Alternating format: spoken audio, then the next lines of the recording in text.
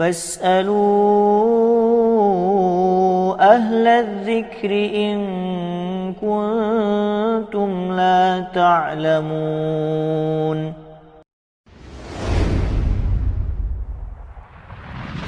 Assalamualaikum warahmatullahi wabarakatuh. Alhamdulillah, wassalatu wassalamu ala rasulillah wa ala alihi wa sahbihi wa man wala. Ikhwati azakumullah. Salah satu fenomena yang dikenal di dalam masyarakat Arab adalah penyakit ain. Di kita ini tidak begitu dikenal, ya. Namun ini perlu kita ketahui karena ini berkaitan dengan dalil-dalil yang datang dari Rasulullah SAW tentang penyakit ain tersebut. Penyakit ain itu adalah penyakit yang disebabkan oleh pandangan mata. Karena ain itu artinya ain dalam bahasa artinya mata. Ya. Apakah ini sesuatu yang hanya merupakan selentingan atau kepercayaan saja, tidak ada hakikatnya? Maka tentunya tidak, ya. Kita misalnya ketika berpandangan dengan orang, kita bisa merasakan orang ini suka dengan kita, orang ini benci dengan kita, maka timbul mungkin rasa senang di hati kita, mungkin juga rasa galau, mungkin juga rasa kesal dan lain sebagainya. Berarti memang pandangan mata itu memiliki ketajaman tertentu yang bisa menyebabkan perkara-perkara yang mudarat, ya. Karenanya ada isyarat-isyarat dari Al-Quran tentang adanya penyakit ain ini. Di antaranya Allah Subhanahu wa taala berfirman, yaitu di dalam surah Al-Falaq, ya, min syarri hasidin idza hasad, dari keburukan orang yang hasad ketika dia mendengki, ya, ketika dia memiliki rasa hasad. Tentunya ya jazakumullah, ketika kita bertemu dengan orang, kadang-kadang kita tidak mengetahui orang ini suka atau tidak kepada kita, dia benci atau tidak, karena penyakit hasad ini adalah penyakit yang tertimbun di dalam hati, ya. Berarti apa yang harus dilindungi dari orang yang hasad? Yang pertama kali dari sisi pandangan dia, ya. Dari sisi pandangan, artinya kita ketika bersikap kepada orang jangan berlebih-lebihan. Ya, kadang-kadang karena hasad dengkinya orang, sikap berlebih-lebihan kita bisa menambahkan hasad dari dia. Yang tadinya dia dengki biasa saja, ketika kita melakukan hal-hal yang dengan tindakan kita yang berlebih-lebihan, tingkat hasadnya itu meningkat, ya, menjadi 90% bahkan 100% hasadnya itu, ya. Juga itu menyebabkan timbullah perkara-perkara yang tidak baik ke dalam tubuh kita. Juga di dalam hadis tadi Rasulullah SAW disebutkan tentang fenomena hasad ini, ya. Yaitu Rasulullah SAW disebutkan, ya, beliau mengatakan thulutsu ma fil qubur minal ain, sepertiga perkara yang menyebabkan orang meninggal itu masuk kubur itu disebabkan oleh pandangan, penyakit ain, penyakit pandangan ini, ya. Berarti ini sangat besar sekali pengaruhnya. Mungkin kalau kita lihat penularan corona, penyakit ain ini lebih besar potensinya, karena sepertiga orang meninggal itu disebabkan penyakit ain, ya, yang kemudian mempengaruhi tubuh, yang memunculkan penyakit-penyakit yang lainnya. Karena itu perlu kita sangat waspada tentang perkara ain ini. Juga Rasulullah SAW dalam Sahihain, dalam Bukhari dan Muslim, diceritakan bahwa Aisyah radhiyallahu anha, dia berkata, ya, kana Rasulullah SAW ya'muruni an astarqiya minal ain. Rasulullah SAW memerintahkan aku untuk selalu meruqyah, ya, disebabkan penyakit ain. Artinya ada kekhawatiran kena ain, maka senantiasa kita harus mencoba untuk meruqyah diri kita. Ya, bisa jadi kita terkena penyakit ain, ya.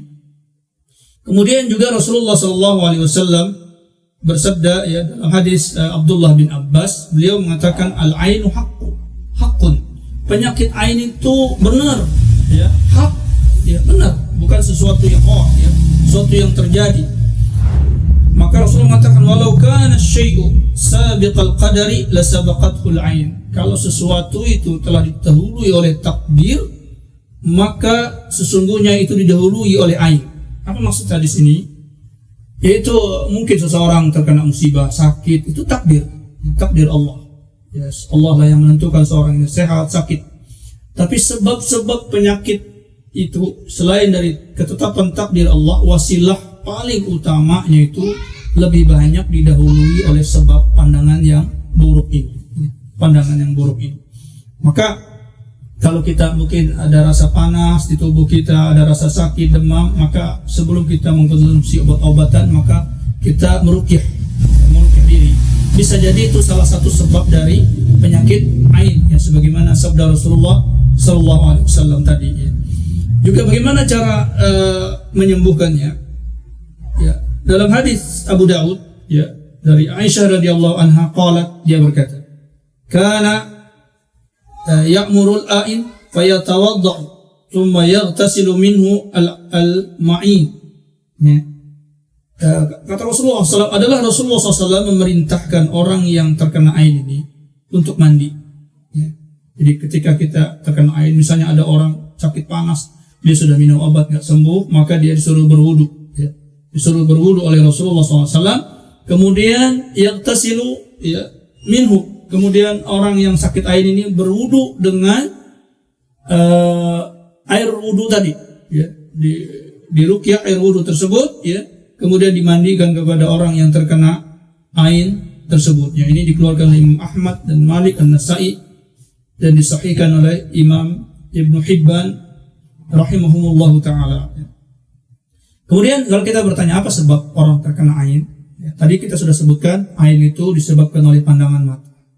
Ya, pandangan mata itu bisa merupakan takjuban seseorang, orang sangat takjub, ya, atau orang itu sangat benci. Dua hal ini bisa menyebabkan ain.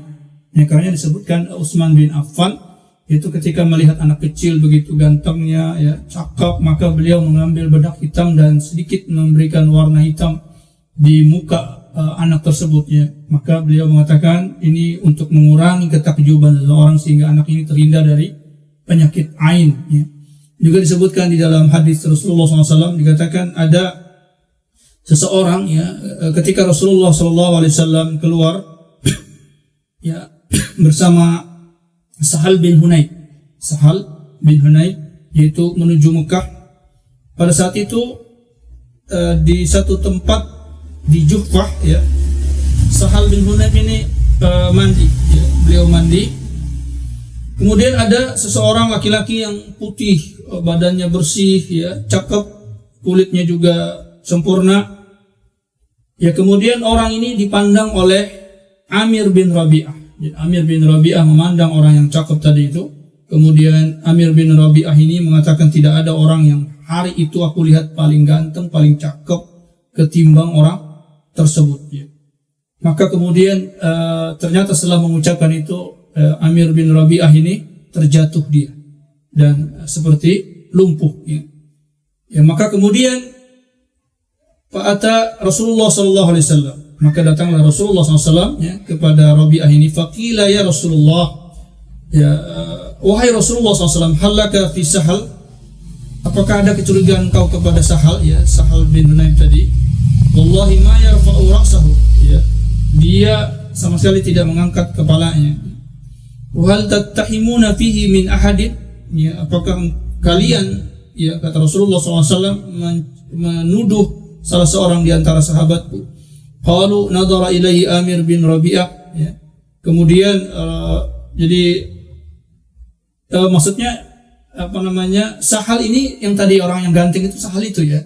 Jadi Sahal ini lagi mandi, kemudian dilihat oleh Rabi'ah, ya, Rabi' bin Rabi'ah, maka dia terjatuh. Maka orang-orang mengatakan apakah Sahal ini memiliki sesuatu yang istimewa sehingga dia bisa bikin orang sakit seperti itu. Ya, maka kemudian Rasulullah SAW melihat kepada keadaan Amir bin Rabi'ah. Kemudian Rasulullah SAW berdoa kepada Amir, ya, fataghayyadha alaihi, ya, maka kemudian sembuhlah Rabi'ah ini, ya. Wa qala, dan Rasulullah SAW mengatakan, alama yaqtulu ahadukum akhahu, ya, bisa jadi salah seorang di antara kalian membunuh saudaranya. Ya, artinya ini penyakit ain ini kadang-kadang kita nggak bisa duga. Ya. Ya, karena itu di antara cara pencegahannya adalah ketika kita melihat seseorang itu cakep, menakjubkan, baik ilmunya, baik wajahnya, baik ketampanannya, sebagainya, maka kita mengatakan tabarakallahu laka. Tabarakallahu laka. Ya, tabarakallahu laka ini adalah ucapan yang diucapkan kepada orang yang dikhawatirkan kita timbul aib. Sementara ucapan barakallah ini ucapan biasa, ya, umum. Tapi kalau kita khawatir kita terkena penyakit ain dari orang ini, maka kita mengucapkan tabarakallahu laka. Ini ucapan khusus untuk orang yang dikhawatirkan kena ain. Atau kita khawatir kita yang menjadi penyebab ain kepada orang, ya. Ketika kita melihat orang, kita benci atau kita ada rasa kesal atau ada rasa takjub, maka kita mengucapkan Masya Allah, ya. Masya Allah, engkau ini cakap sekali, ya, engkau ini hebat sekali, engkau ini baik sekali. Maka kita ucapkan Masya Allah atau Subhanallah. Maka insyaAllah ta'ala kita tidak menimbulkan ain kepada orang. Kalau kita merasa khawatir orang ini yang menimbulkan, orang sering muji-muji kita misalnya atau apa, maka kita mengucapkan tabarakallahu laka, tabarakallahu laka. Maka insyaallah taala akan terhindar dari penyakit ain. Apabila penyakit ain itu sudah terlanjur terkena, maka salah satu caranya adalah diruqyah, dan salah satu caranya juga adalah kalau yang menimbulkan ain itu ada, maka orang yang menimbulkan ain disuruh berwudu, air wudunya dimandikan kepada orang yang terkena ain tersebut, ataupun sebaliknya, ya, air wudu dia sendiri, ya, diambil kemudian dimandikan kepada orang yang terkena ain tersebut, yang berdasarkan riwayat-riwayat yang tadi kita sebutkan. Demikian qul qouli hadza wa astaghfirullah. Assalamualaikum warahmatullahi wabarakatuh.